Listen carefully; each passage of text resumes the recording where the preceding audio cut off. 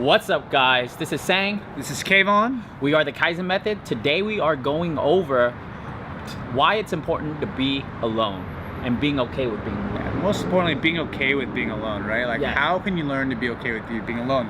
And it's really interesting because me and Sang hold completely different viewpoints when it comes to this. True. Where I like being alone a lot, where he actually doesn't like it as much. No, not at all. So let's talk about why, why is it that it's hard for you to be alone? Why is it hard for you to be alone? Personally, for me, it's hard to be alone is because I'm always used to having some person by my side to motivate me. I think a big sense of it is motivation, because when I'm alone, I kind of feel like I have a lot of self-talks that are kind of negative a little bit on the behalf of going out, executing things that you have to do every day. I would rather have somebody with me, kind of holds me accountable, but the downfall is that not everyone out there is going to be able to come and hang out with you and hold you accountable or be watching you. You need to hold yourself accountable. Yeah. You got to be your own motivation, and you have to self-talk to yourself. No one's going to give you that prep talk. Example is like going to the gym. I don't know, all my life I always had a gym partner, and I always made friends that have a gym partner, because when I get to the gym, it holds me accountable to okay, what are we working out today? I don't just do whatever. I have a structure because that person's gonna be there, and I have to make sure we both get a really good workout, and that we're pushing beyond what is comfortable to us. So I guess, being alone sometimes makes me very comfortable, but it's completely different, because for me, I like going to the gym alone. That's my time to be myself, and I get distracted when other people are there. So it's funny how that thing works. Yeah. And we're talking about how for me, it's being alone was kind of forced upon me, right? I broke up with my girlfriend at the time. Oh, yeah. I moved to a new place, my friends from college and everyone, I kind of distanced myself from them because I was growing and becoming a different person. So I was kind of forced to be alone for a while, and in that forced loneliness, it taught me a lot about myself. It taught me what emotions I need to work on. It taught me how to deal with depression better, how to not feel alone, how to practice self-love, and all these things that now carry me. Because we were talking earlier, is when you're with someone, you should never feel like someone completes you.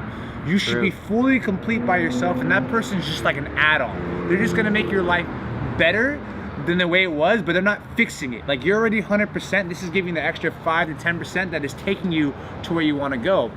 So in our lives, I have to force myself out of being alone, because now I'm so used to being alone. I feel so comfortable and confident that I have to put myself in different situations where I'm not alone now to push me out of my boundaries. Where for you, you're already always out being a social butterfly, being active. So for you, it's forcing yourself to be alone, to have that time. So how do you make that time for yourself to be alone? Well, first off, you gotta have to want it. I noticed that I was always that type that wanted to be around people, but I always never the type to kind of be alone. So now I knew that was something that I needed to work on, because at the same time, like I said, you're not gonna always have someone there everybody's on their own separate page, doing their own thing. You're not gonna always be able to align yourself to always be around someone. So seeing that, I had to carve out time out of my day to actually be alone.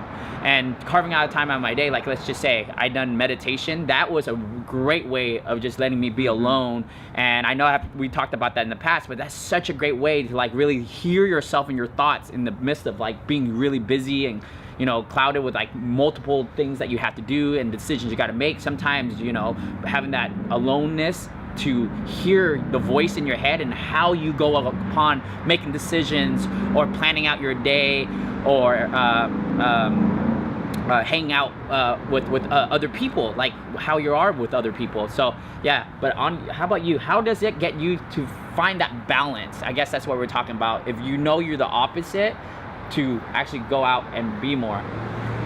It's just kind of the same way. It's you have to want to not you want to have to grow. You want to have a social life. You need to realize that we're social animals, and that being alone all the time isn't necessarily good for us. Interactions, they release dopamine, they release different kind of hormones that are good for your body. I mean, just giving someone a hug can help you not get sick for a week. Just touching, you know what I mean? So I think it's important. And one way to learn how to be alone is to first put yourself in that situation where you normally would, on Friday night, instead of going out with your friends, turn your phone off and it's gonna be uncomfortable. True. It's not gonna feel good. So hard. It's not Silence supposed to feel not, good, right? doesn't feel good at all. Not always. I mean, Yeah. but it's like anything else. The first time you do anything is not comfortable, but after a while, you get used to it. It's not that bad anymore. Same thing with Yeah. being lonely. The first Friday night, you might be going crazy. Yeah. But 2 weeks later, you're like, oh, I actually really enjoyed this time to get my things done. True. And if you're someone who's alone every Friday night, go, all right, I'm usually alone every Friday night. How about one time this month? I'm gonna go put myself in a situation Balance. where I normally never am. Like True. there is a balance. Mhm. You can't be a loner and you can't be only a social butterfly. True. You need to have that balance in between where you have those times where you're alone and you have those times where you're social. Because I find that when I exert myself too much to other people, I don't have, like, I empty Enough the tank. energy, yeah. Yes, and I notice that. And I do, from, you know, meditation and, you know, spending time alone, doing things alone, I'll be able to recharge and gather my thoughts. So you're absolutely right on that behalf, right? Yeah. That balance is very, very, very key. It's crazy, like, I've heard people that go and travel, and they learn to travel by themselves, and they had a great time. Yeah, that's something Traveling. I want to do. Yeah, and I think that's something that, like, it's like being able to make yourself happy without anything or anyone. I think like the greatest thing right there is like there's importance, like there's something to learn by traveling by yourself, but there's even more to learn by traveling by other people, because it's learning how to, like, you know, sacrifice. It's learning how to put other people's needs in front of your own, because when you're by yourself, your needs come first. True. Always. And it feels good though. Yeah, and it feels great to be able to do whatever you want at all times. When you want, on but your it's terms. also when you're with someone else, you have shared interests. You get to laugh together. You get to enjoy, talk about things, ponder. You have masterminding going on. So there's definitely power in both. But for the main point of this video is carve time in your life to be alone, because it's gonna pay off big run. 100%. So this is the Kaizen method. We hope you like this video. Make sure you press like, leave us a comment, tell us what you think you took out of this video. What's the most important thing you took out of this video, and what are you gonna apply to your life? And make sure you subscribe. We make content about a whole bunch of things. Yeah. My name is Kaivon. My name is Sang. Till next time. Peace.